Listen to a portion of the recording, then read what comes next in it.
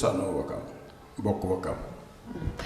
Abdou Karim Diop ci cadre bi ñu demee woon seeti jaraafu Wakaam bi ci cadre bi ñu demee woon seeti jaraafu Wakaam bi après nga ñu woo mooy bi mu leen di lim yow ak Daawur Ndoye. Abdou Karim Diop ak Daawur Ndoye yéen ñaar bokk ngeen ci li tax mu nekk sous contrôle judiciaire. léegi mais daf ñu leeraloon tamit ni que da ngeen def collectif les jeunes lébu de Wakaam est-ce que yéen ci collectif boobu ngeen bokk. bon xam nga boo ma xoolee sax nga xam ne mënuma bokk ci collectif jeune. parce que du ma jeune mag laa te kilifa laa ba ma retraité léegi mat na 10 ans. bon nag duma mën a nekk jeune. jeune itam ci Wakaam am na alors mën nañu organiser wu bokk ci ñi nga xam ne dañuy saytu patrimoine Wakaam muy ay jeunes mën naa am mais xaw ma collectif des jeunes boobu présentement ci Wakaam man maa ngi bokkoon ci membre ci assemblée des frais yu Wakaam. assemblée des frais. conseil des frais assemblée des frais de Wakaam ci laa bokk. ci nga bokk ba tey wala. ci laa bokk ba tey parce que lu existe la ci statut yu Wakaam yi tey naka jekk dafa mos a bokk ci institution yu collectivité lébu waaw. ni nga waxee naka jekk daf si mos a bokk dafa mel ni léegi yéen bokkatoo leen ci. dafa nekk en léthargie. ndax lan. peut-être pour teyal dëkk pour bañ a coow ndax xëccoo baaxul waaye jéem a doxal dëgg nag am na. waaw waaye assemblée des frais boobu dafa war a am ci Wakaam dafa war a am ci collectivité lébu parce que assemblée des frais moom mooy le bras armé c'est la cheville ouvrière de la collectivité luy dox ñoo ko mën a doxal. d'accord léegi moom wax na ni que yéen da ngeen ñëw mbubboo woon collectif boobu te collectif boobu yaakaar naa ne amatul ca génération moom ngeen ñëw mbubboo woon collectif des jeunes lébu mais li ñu bëgg a xam mooy plainte bi dafa ne yéen a def seeni affaire seeni mag wuy porté ko plainte bi ak compte bancaire BICIS bi mu doon wax naka la demee. waaw léegi collectif assemblée plutôt collectivité lébu. dafa amul collectif des jeunes. collectif des jeunes li ko créé woon moom moomu sax di Youssou Ndoye defe naa moo fexoon ba mu créé woon. mais bokkul ci institution traditionnelle de la collectivité lébu c'est un grand conseil des notables et les frères même sont des notables. les frères de la collectivité lébu font partie du conseil des notables c'est des notables. Il y a le conseil des notables, il y a l'assemblée des frais. Loolu mooy les institutions de la collectivité de lébu et les dignitaires de la collectivité. D'accord. Waaw. L'assemblée des frais en léthargie loolu nga wax maanaam ak ci photo. Pourquoi? Parce que à un moment donné il y avait quelques difficultés de compréhension. entre yéen ak jaraaf. entre ñun ak jaraaf. d'accord léegi compte bi. compte bi moo nekk sax ci audio bi ma def xam nga ñun yàgg nañ di activer ci alalu Wakaam ak li Wakaam moom un patrimoine assez important c'est un foncier qui génère des fonds de l'argent ñu di ko évaluer wax naa ko léegi ci audio bi. suñu foncier yëpp bu ñu ko évaluer financièrement avec la valeur vénale war na avoisiner les 100 milliards une collectivité bu am loolu dafa war a am des structures de gestion très très sérieuses lu ko mën a saytu collectivité coutumière kese mënu ko saytu loolu. il y a eu un temps d'ailleurs j'ai demandé au gouverneur de Dakar à l'occasion de nos rencontres que il est même impensable inimaginable que l'État ne s'y implique pas pour aider la collectivité lébu de Wakaam à bien gérer son patrimoine parce que dafa ëpp que ñuy bàyyi rek une petite collectivité avec des notables yoo xamante ne ils sont au-delà de 70 ans. te kenn du leen remplacer te amuñu humanité maanaam ils n'ont pas fait des humanités qui leur permettent d'avoir des capacités managériales ñuy gérer loolu du ko waxul it dafa teey rek. maintenant ñu dem ci compte BICIS ba may liggéey ci Wakaam ba léegi xam naa ni mosuñu am un compte à la BICIS logé à Ngor les différents comptes de la collectivité de Ouakam xamoon naa ko xam à peu près sax montant yi fa nekk ak mouvement yi fa war a dugg ak yi fa war a dugg. Nous avons vu des papiers qui envoyaient des gens payer des sommes de 1 200 000 francs à la BICIS des Almadies sur un compte ouvert au nom de la collectivité de Ouakam. ñu taxaw foofu nit ñi pour lan ñu doon fay 1 200 000. waaw parce que Ouakam dafa morcelé woon ay suufam une partie pour ñu attribuer ko doomu Ouakam yi nga xamante ne dañu nekk à l'étroit dans les quartiers attribution yooyu bu ñu koy def dañ ko def à titre même de prêt c'est pas une propriété des attributaires et c'est précisé sur le contrat d'attribution. maanaam ñi ñu ko jox. ñu jox ku ñu leeral bu baax moomuñu ko dañ leen ko aal. 1 200 000. la ñuy joxe. waaw lañ leen di la ñuy joxe. mu nekk sax presque frais de bornage. pour ñu mën a dem ku am sa xaalis nga liggéey dëkk. les natifs les enfants de Ouakam ak itam parmi nous il y a des qui ne sont pas membres de la collectivité mais qui sont nés à Ouakam depuis des générations ils font partie de nous dañ leen di sax di jox ay parcelles loolu dafa am maintenant yooyu ci attribution yi bu ñu ko joxee ku ñu ko jox c'est toi yaay dem nga fay ji 1 200 000 frais de bornage frais de bornage localisés dans un des comptes. À un moment donné, il y a eu des conflits, des difficultés qui ont fait que donc nous gelions toutes les attributions et tous les morcellements. Pourquoi? Parce que il faut commencer à am ay magouilles yu am doole yu bari sax avec beaucoup de complicité. Et c'est Youssou Ndoye là qui pilotait ces histoires-là. magouilles. Oui. Alors donc, à un moment donné, nous avons vu des papiers qui envoyaient des gens payer dans un compte ouvert à la BICIS, encore, au nom de la collectivité de Ouakam. Mais non, ce compte-là,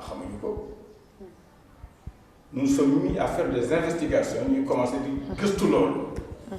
ci biir gëstu bi ñu gis ni compte boobu ubbiwuñu ko BICIS Ngor mais ñu ko ubbi BICIS Malick Blaise Diagne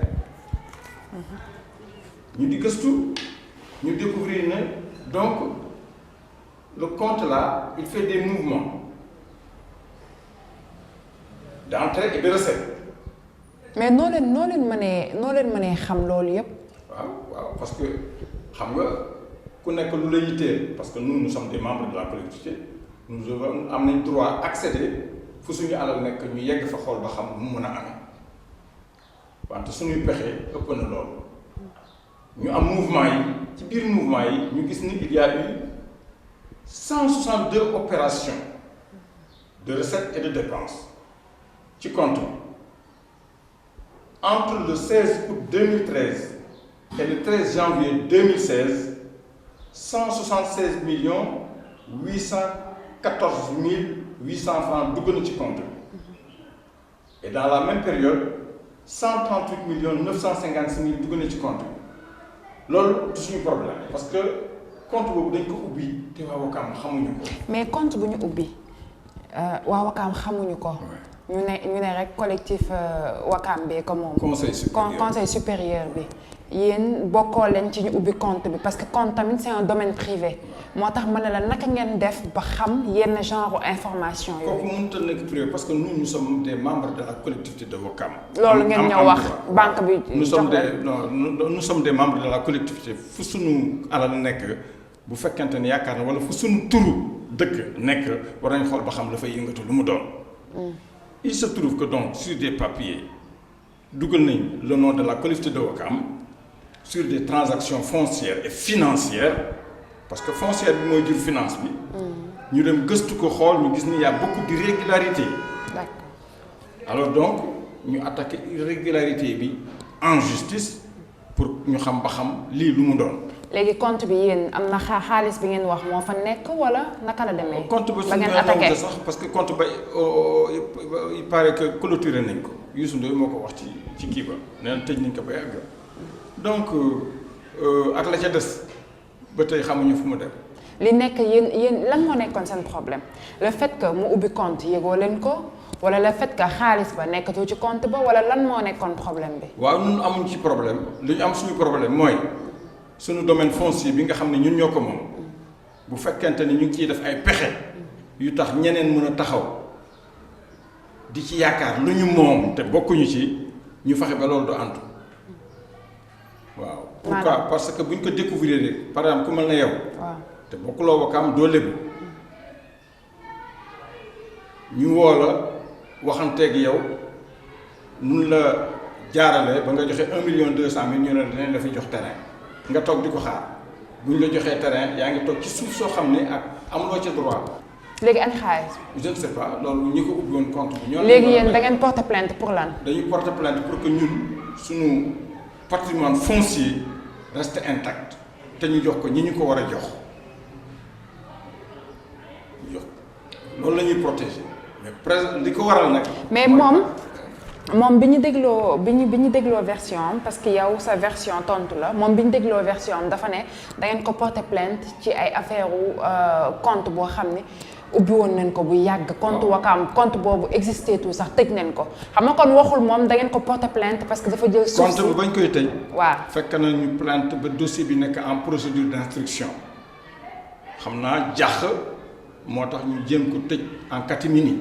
moo tax ma ne la yéen bi ngeen di plainte demoo leen ci plainte ci yoon ne leen suuf si moo tax parce que du plainte bi du woon problème mu suuf mais problème mu compte la woon seen plainte parce que nee na dañ leen convoqué woon ñoom ñetti jaraaf yëpp. déedéet ñun plainte ñu jaraaf plainte ñu benn jaraaf. contre X la waaw déedéet Youssou Ndoye sax dañu porte plainte pourquoi parce que il a été découvert que moom moo ubbi compte bi ak ku ñuy wax Momar Ndoye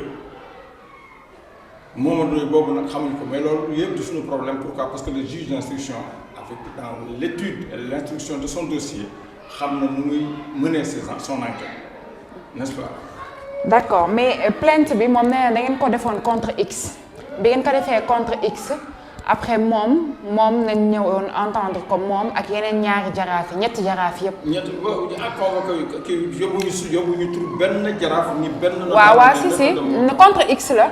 plainte bi contre X la mais nee na ñetti jaraaf yi leen convoqué ñaari entendre nañ leen moom kenn entendre ko après mu ne loolu yëpp Abdoulaye Matar Diop moo nekk seen ginnaaw. loolu yëpp Abdoulaye Matar Diop moo leen yebal moo nekk seen ginnaaw moo taxoon ngeen def loolu. waaw loolu dafa mën na ko wax. bu ko neexee mais ñun man xam mënuma la wax kañ laa gëj a gis Abdoulaye Matar Diop parce que Abdoulaye Matar Diop bokkuñu domaine Abdoulaye Matar Diop il est grand serigne de Dakar buñ ko dee accepté. sax dans la collectivité lébu de Wakaam c'est parce que seulement entre nous lébu mën nañ nekk ensemble quoi mais amul prégnance ci Wakaam xanaa bon buñ ko woon négociation te ñun tooguñu ak Abdoulaye Makhtar Diop ba mu gëj a gis booba problème yi amul Abdoulaye Makhtar Diop donc. mais avec Abdoulaye Makhtar Diop n'a rien à voir dans ce dossier là.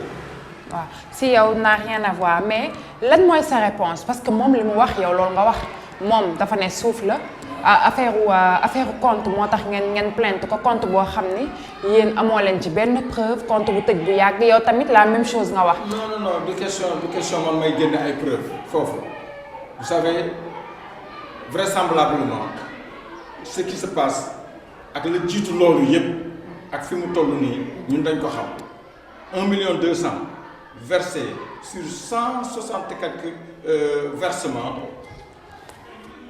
sur du foncier à Wakaam ça touche le titre foncier de la collectivité de Wakaam le 5007 de la collectivité de Wakaam ñun ñu def ci attention pourquoi parce que bu ñu toog ba mun a këttane jonn suñu alal ay histoire am fa pourquoi parce que nous sommes sur une poudrière ndax si des gens ñoo installé wu sur le titre foncier parce que jox nañ leen ko ndax jox nañ versé nañ leen 1,2 million sur le titre foncier de Wakaam. léegi yéen li tax lijjanti woo leen xaalis bi. lu ñuy doyee parce que xaalis bi waa Wakaam ko moom loolu ngeen wax. déedéet xaalis boobu waa Wakaam moom. ñu ko moom. xaalis boobu ñi ko versé ñoo ko moom bu xaalisu Wakaam. ñi ko versé ñoo moom xaalis. ñi ko versé ñoo mais yéen li ngeen doon ñaaw xaalis bi Wakaam moomu ko moom. xaalis bi Wakaam moomu ko ñi ko versé ñoo teg foofu seen xaalis. ñoo ko teg seen xaalis di yaakaar am ci suuf Wakaam. ah ñi ko ñoo ko fa teg yaakaar am ci suuf Wakaam Wakaam. waaw mais en gros lan pour li ngay tëjee lan mooy seen problème ak jaraaf Youssou Ndoye. ñun amuñu problème ak jaraaf Youssou Ndoye. gérance am waaw amuñu déedéet moom warul gérer. gérance am moom warul gérer. ndax lan. moom warul gérer wax na ko ñeneen wax nañ ko yéen dégg ngeen ko dans la côté Lébu le jaraaf ne gère pas. te day gérer moom nii. et ce jaraaf s'il y a un jaraaf d'ailleurs qui est légal ou pas en tout cas mais. le jaraaf moom nekkul jaraaf bu légal. waxuma jaraaf Youssou Ndoye man Youssou Ndoye laa wax ne moom moo def nangam ak nangam. Youssou Ndoye ay jaraaf ñoo am Wakaam. Youssou Ndoye du jaraaf su neexee fukki jaraaf ñu am fa. Youssou Ndoye du jaraaf. boofu man Omar Gueye Samb laa xam nga à Wakaam comme jaraaf. Youssou Ndoye du jaraaf si yow. non mun na nekk jaraafu keneen. mais du sa jaraaf. man du suma jaraaf. d'accord léegi moom da nga ne waxu gérer léegi c'est quoi le problème day gérer wala. Pour gérer les biens de la collectivité ça se gère de façon consensuelle strictement consensuelle. ñu ngi ak ay documents yu ñu renvoyé à 1895 1901 jusqu'en 1971 doo ci gis mu foo xam ne jaraaf mooy taxaw wala gi ñu ay une petite minorité d'individus jël ay décisions pour la collectivité de Ouakam. C'était très collégial mag ñi dañuy toog les représentants de chaque quartier mais bien représentants am seen dignité du ñu lekk alalu Ouakam. moom day lekk alalu Ouakam. waaw ñoom ñëpp fi mu nekk nii parce que bon les exemples sont là mën naa la ko génn tëdd. mais est-ce que tamit du li ñu leen écarté genre ni que li ñu leen écarté parce que yéen li ngeen doon doxal foofu noonu. amatul dundatul. ñun li ñuy doxal nii sax actuellement bu ñu newoon ci biir duñ ko mën ñun li ñuy doxal fi mu nekk nii bu ñu newoon ci biir te écarté wuñ ñu aussi écarté wuñ ñu parce que kenn mën ñu écarté mais bi ñu nekkee ci biti di doxal lii ñuy doxal nii duñ ko woon di mën mukk bu ñu newee ci biir. d'accord donc nous sommes arrivés à mettre un statu quo sur tout ce qui touche au patrimoine de la collectivité de Ouakam kenn laalatu ko laal am difficulté waaw pourquoi parce que yëngal nañ ko fi ñu ko war a yëngalee yëpp loolu daal moo fi am.